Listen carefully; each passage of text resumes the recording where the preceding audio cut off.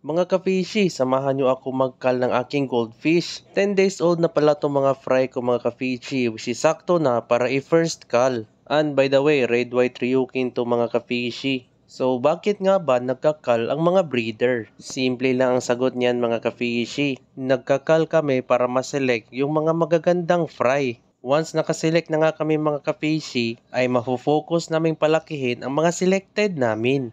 So, sa selection ko nga sa first calling mga ka-fishy ay syempre hinahanap ko yung walang deformity. At syempre, split ang caudal. Ano ba ang caudal? Ang caudal ay ang buntot ng goldfish. At this point nga ka-fishy ay nagsisimula ng umulan. At sad to say, hindi pa ako tapos magkal. So, bumuhos talaga ang ulan mga ka-fishy. Hindi na ako nakapag-video. Pero makita naman na basa ang buhok ko.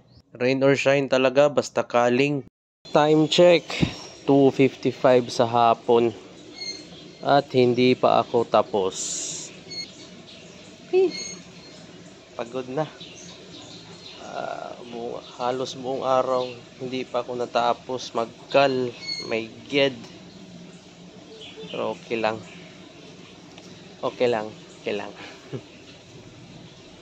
Peace out.